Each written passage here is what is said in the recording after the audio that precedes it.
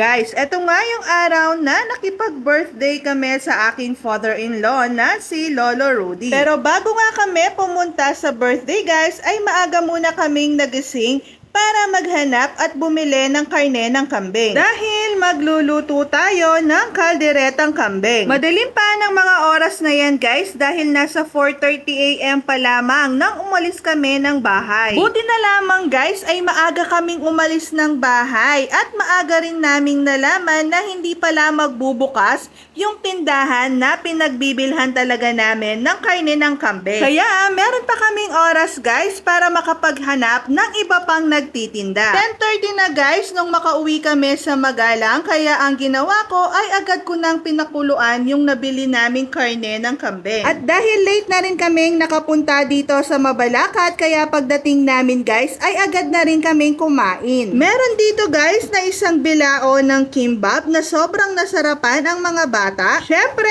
hindi pwedeng mawala ang pansit, pampahaba ng buhay. Napakasarap din ng pagkaluto nitong mga malalaking crab. Meron din ditong pizza na napakaraming cheese, chicken wings na merong iba't ibang flavor. Sobrang dami ng nakain kong mga chicken wings guys dahil legit na masarap. Meron din dito inihaw na liampo na napakasarap din at nanunuot ang lasa. At syempre hindi pwedeng mawala ang panghimagas na cassava cake. Saktong-sakto guys dahil sobrang gutom na kami ng mga oras na yan. Around 2:30 na ata yan ng tanghali at hindi pa kami nakapag-lunch. Kaya hindi na kami nagpatumpik-tumpik dyan guys at agad na rin kaming kumain. Si Kuya Jello guys at si Kuya Baste ay sa sala sila kumakain dahil nanonood sila ng TV. Pagkatapos kumain ng kanin dyan ni Kuya Baste ay kumuha pa siya ng pizza. Buti na lamang guys ay agad akong uminom ng maintenance ko na gamot na pampababa ng presyon. Kaya ready akong kumain ng malalaking crab guys kahit marami pa yan. Sobrang tataba nga ng mga crab nila guys. Diyos ko, halos kalahating oras ko atang ninanap-nap yung isang takip ng crab. At habang nagvo-voice over ako dito guys, alam nyo bang nagutom ako ulit sa kakapanood ko ng mga video na to. Diyos ko, abisa ko ulit mangan makanyan ng kanyaman. Sana Aldoldo birthday,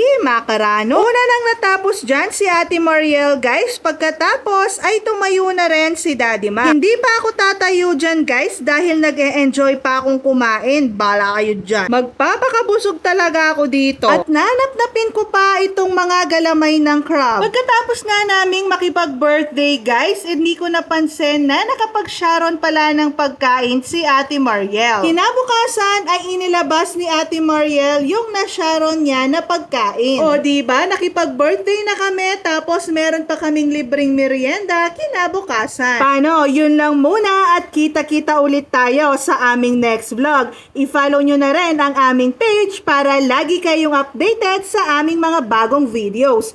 Yun lang muna. Bye!